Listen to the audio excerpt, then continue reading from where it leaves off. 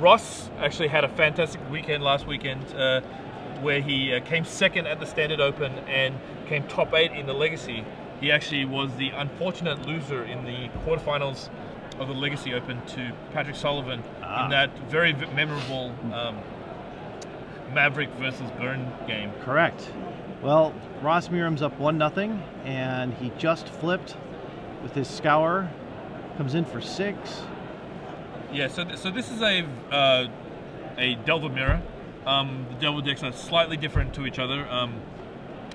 Brian's playing what is like basically a Talrand version of that. Like Talrand has kind of waxed and waned in the Delver deck. The one thing that's actually like appearing in more Delver decks is Augur of Bolus, which he's running 3 of. But overall, he's just running Talrand, Augur, Delver, the general Delver combo with Runechanter's Pike. The one thing about Ross Merriam's deck that you saw that he brought in off the sideboard was one Mutant Genicrow that just went to the graveyard. Great way to deal with those gut shots early on so your guys don't get killed or anything like that. It's a very nice utility card. Again, what we referred to before about the fact that the Phyrexian mana now goes away. No, absolutely. I mean, the one thing that Delver mirrors get into is a little bit of an attrition match because they start bringing in multiple, that sometimes start with 4 gut shots, but they have 3 or 4 gut shots available to them, and it becomes a little bit of attrition tempo game, and being able to stop like your opponent's like removal spell, in this case gut shot with a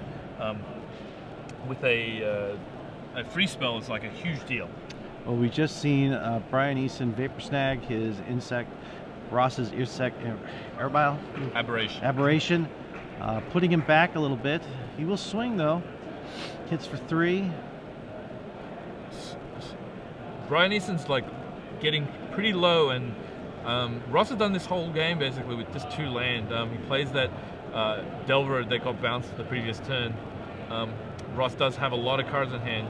Another scour on I think if he has another Vapor Snag or 2, it's going to be like really tough.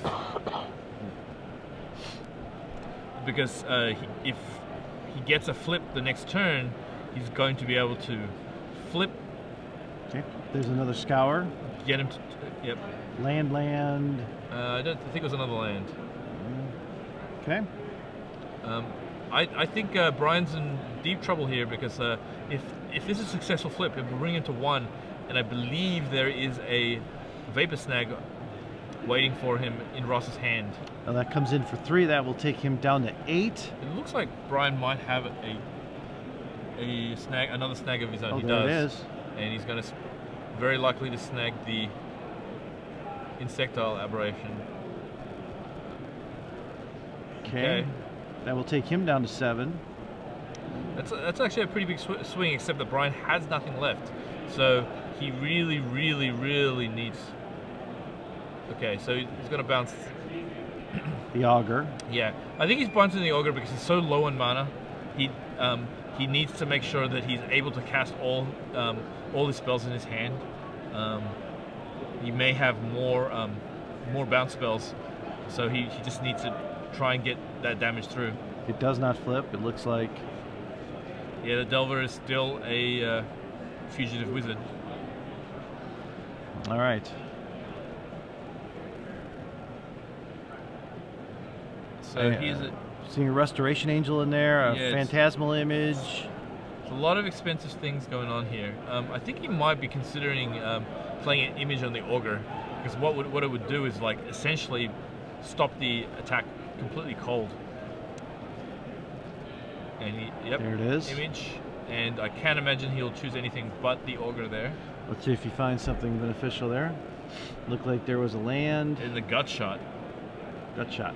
That's actually pretty good there. The reason why it's pretty good is that again he like threatens lethal next turn. If the Delver flips. Oh wow, I would not have done that. Oh, mental misstep. Oh wow, he's just traded 2 damage for 0 damage. This puts him in really tough situation here. If If he draws a vapor snag. Yeah, or a gut shot. Oh wow, this. Oh, I there's the think gut he shot. might have like just been a little hasty on that gut shot. Like now he's going to take 3. He's basically. Oh yeah. Oh wow. Snapcaster Snapcaster. Vapor snag. Yeah. Yeah, that's it. I mean, I think the way it played out, it might have been the same, but I think Ross was a little bit eager. I don't think he needed to gut shot the Snapcaster that second, for the mere fact that his opponent didn't really present a way of killing the Phantasmal image. Yeah, you wonder, like you said, again, if they look all around them, all the feature matches are done. You know, they're basically by themselves out there. It is round 14. We are trying to, you know, they're trying to make hay. I mean, this is the difference between possibly being, you know, top 10 right now going into round 15 or down in the 20s. Yeah, no, absolutely. Though Ross does have the benefit of going first this game now. His version of the deck is probably slightly worse in the mirror for the mere fact that he doesn't have as many gut shots. He doesn't have as many mental missteps. And we saw how that mental misstep completely swung that match. Yeah, I really think Ross is like on the back foot after sideboard.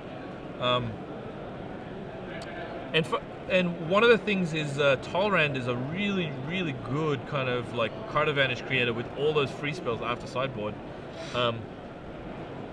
Many of the cards, I think that I mean, Ross does have a Tolrand of his own after sideboard, but he just has less free spells. Only 1 mental misstep, like 2 after sideboard. Okay, well, this is round 14 of 16 at SCG Invitational. You're watching coverage on SCG Live. I'm Robert Martin. I'm joined in the booth by Ben Sec. And we are at critical game 3 here of Delver versus Delver. Brian Eason, Ross Merriam, as you just heard a few seconds ago. Ben's detailed analysis on the match of what he thinks should happen here. Ross, obviously, again, like he said, being on the play here is very critical to his success. And we are about to begin. They're shuffling up. Yeah, no, actually, just having a quick look at Brian's sideboard. One card that he actually has that is a huge backbreaking in a mirror situation is Gideon Jura. Gideon is almost impossible for a Delver deck to get off the table. They don't do enough damage to like break through it. He forces the race to go the wrong way. If Brian Eason's able to resolve a Gideon, it's a huge deal. All right, Ross, land go. No Delver. Not exactly the start he wanted to see. And there's the Delver by Brian Eason. Nice foil one. Mental misstep. He does draw one of his 2. Let's see if Brian has a mental misstep. Oh. I will play Delver. You'll mental misstep me, and I'll mental misstep your mental misstep. So it's too good for Legacy. You can't play that card in Legacy, but you can play Delver in Legacy, and a lot of people do. Go figure. All right. Tomb Scour at the end of his turn. Ponder. Another Scour. There's a land. There's a Seachrome Coast, it looks like.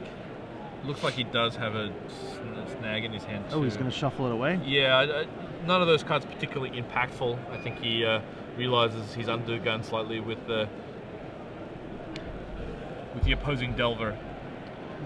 Need to find gut shots while you can.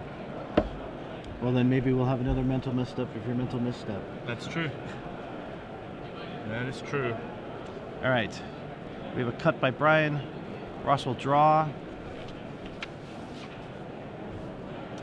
Land, another Scour. Oh, that's really not what you want to be doing on turn 2. He is still looking. He drew another Scour. He drew.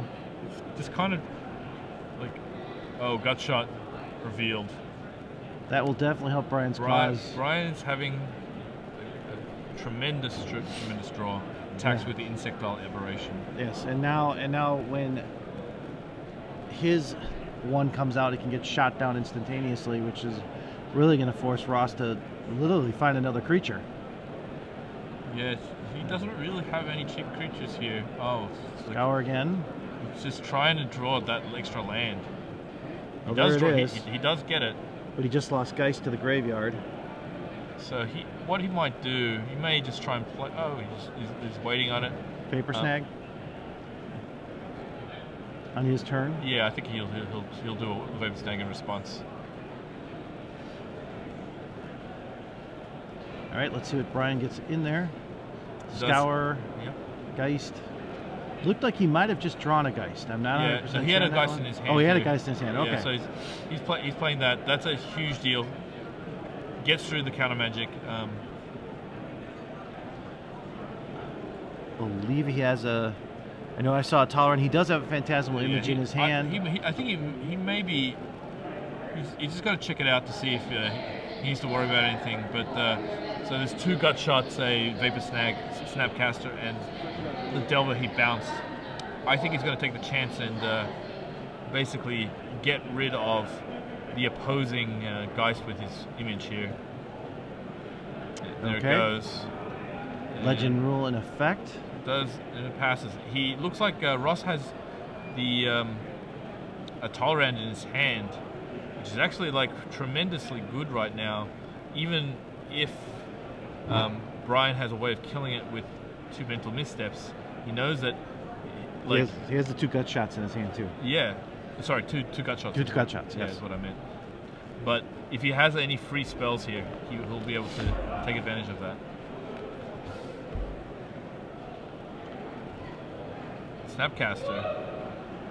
Snapcaster targeting probably Ponder. It's my guess. Oh. It could be a gut. I don't think it's a gut shot. Yeah, so there's a Ponder. Trying to like fill up his hand again for the Tolerant. Yeah, he has no gut shots in the graveyard as of right now. He does have 3 Tomb Scours though, or Thought Scours. Yeah. So Brian Eason, I think, must have drawn a mental mistake maybe. Like, oh, he got a gut shot. I wonder why he just shows the gut shot. I mean, the only other reason is he's like probably protecting from mental misstep, or oh, okay, wow. So he's actually killed both ends of that threat by gut shotting and then mental misstepping the Ponder, and then gives him an additional threat to swing in for 3 this turn. The one thing that does help Ross is that he knows now that the second gut shot is gone from his hand. So what it allows him to do is to play the Tolerant if he so pleases. He does have another angel of. Here's a Restoration Angel, which he's probably going to pass for. All right, we see him contemplating something here. I think Brian's kind of contemplating being a little bit aggressive with his Snapcaster in his hand. So now he attacks. Restoration comes out, but there's going to be a Vapor Snag, basically meaning there's 4 damage for Ross. All right, pass turn. He really needs to. He's got an image in his hand. Yeah, image is not going to be like fantastic at the moment. He's got a Tolerant, an image, Snapcaster, and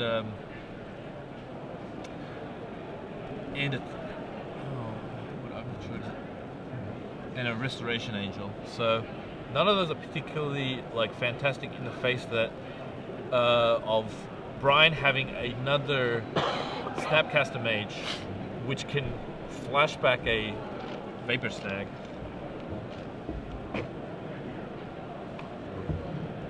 All right, he will play the image. Targeting Snapcaster, pretty sure.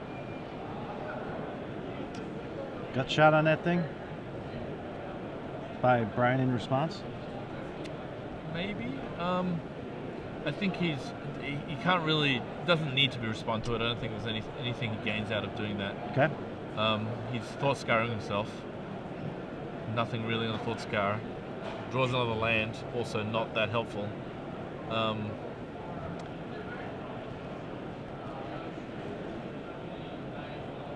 Adjusting his land, trying to figure out what he's going to do here. Yeah, so he does have another Snapcaster in hand. I'm feeling he's just going to ambush Viper next turn